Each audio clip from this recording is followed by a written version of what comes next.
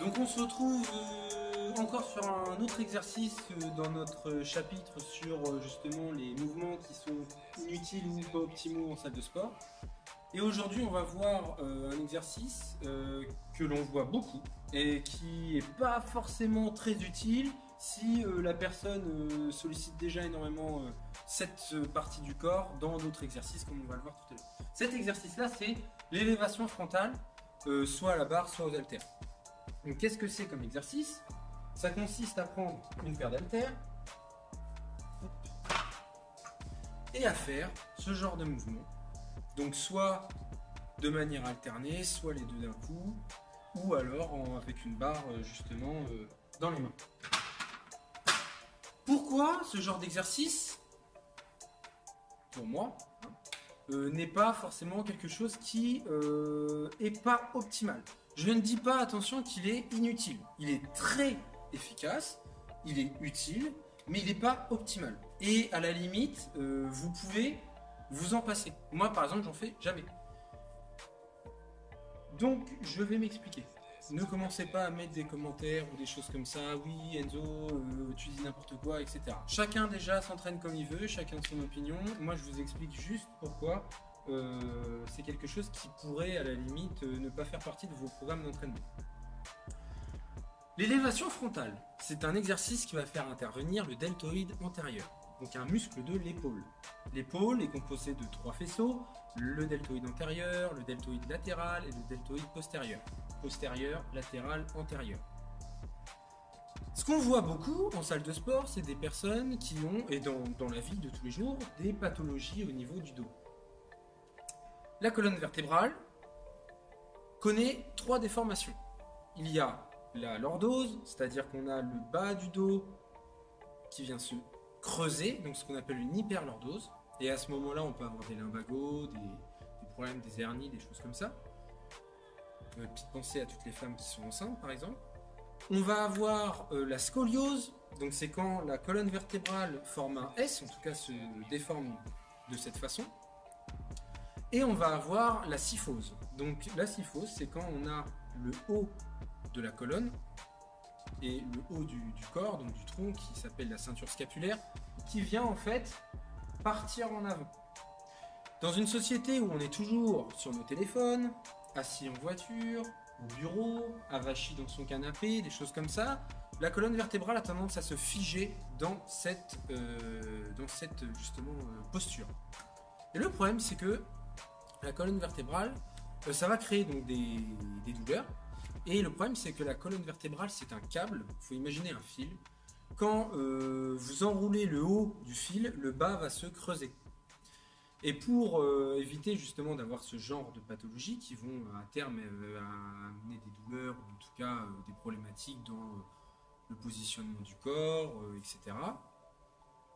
Il faut justement corriger. On peut corriger ces déformations de colonne vertébrale. Et on peut aussi ne pas les accentuer. Je m'explique. Si vous faites beaucoup les pectoraux, par exemple au développé couché, vous venez pousser de cette façon. Vous allez faire intervenir certes vos pectoraux, mais vous allez aussi faire intervenir d'autres muscles, comme le grand dorsal, les dentelés, les abdominaux avec le transverse par exemple, le triceps et énormément le deltoïde antérieur. Si vous faites le développé militaire, debout par exemple, vous allez faire intervenir votre gainage, donc la sangle abdo-lombaire, pardon. Vous allez faire intervenir les pectoraux, le haut des pectoraux beaucoup, les triceps et aussi le deltoïde antérieur. Si vous faites des pompes maintenant, vous allez faire intervenir les mêmes muscles, plus ou moins que sur le développé couché, triceps, pectoraux, sangle abdominale, dentelé, etc. et votre deltoïde antérieur. Tous les exercices de développé qui vont devoir solliciter la partie antérieure du corps vont faire intervenir, pour la majorité de ces exercices-là, le deltoïde antérieur. Et donc il y a une redondance à travers votre entraînement à faire ce genre d'exercice. Pourquoi? Parce que, comme je viens de l'expliquer, votre deltoïde antérieur est sursollicité pendant toute votre semaine d'entraînement. Pendant tous vos entraînements, souvent le deltoïde antérieur est très sollicité et sursollicité même. Deuxième problématique qui peut aussi intervenir sur ce genre d'exercice, comme je le disais tout à l'heure, c'était par rapport aux déformations et aux pathologies. Quand vous faites du développé couché, vous allez donc faire intervenir le deltoïde antérieur et le pectoral.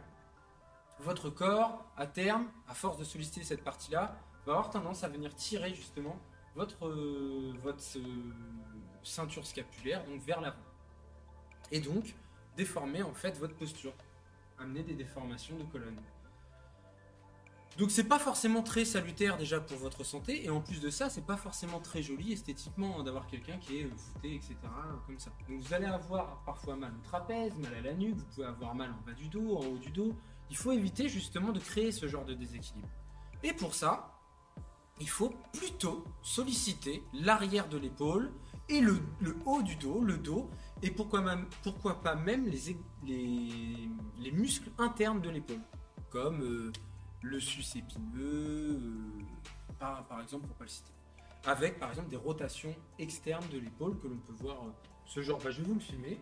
Vous pouvez faire chez vous. Vous attrapez un élastique, vous attachez votre élastique à quelque chose de fixe.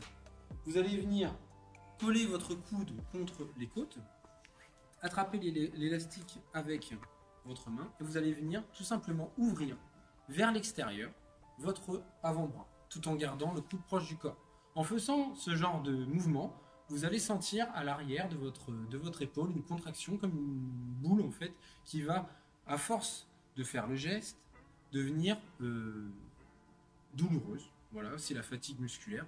Et en faisant ce genre de geste qui est très salutaire pour l'épaule, vous allez petit à petit redresser votre posture. Tous les exercices de tirage, les exercices où vous allez faire une contraction et une sollicitation des muscles postérieurs et pas antérieurs du corps vont justement compenser ces postures que l'on prend au quotidien dans notre vie active, qu'on est dans le métro comme je vous l'ai dit tout à l'heure ou au boulot, et ou alors les exercices de musculation qui vont venir beaucoup trop solliciter la partie antérieure du corps. Donc voilà pourquoi je n'inclus pas le développé frontal dans mes séances d'entraînement. Et voilà pourquoi je ne le donne pas souvent même à mes élèves. Voilà pourquoi je vous dis ça aujourd'hui, que le deltoïde antérieur est beaucoup trop sollicité, que l'élévation frontale, je ne le donne pas souvent et je ne le conseille pas. Je considère que c'est un exercice qui n'est pas optimal. Voilà, c'est tout pour moi aujourd'hui. Si vous avez des questions, vous pouvez les poser dans la rubrique des commentaires. N'hésitez pas à partager et à liker la vidéo. Et on se retrouve bientôt pour un nouveau thème ou un nouvel exercice qui fait partie justement des chapitres des exercices inutiles ou pas optimales en salle de sport. Salut!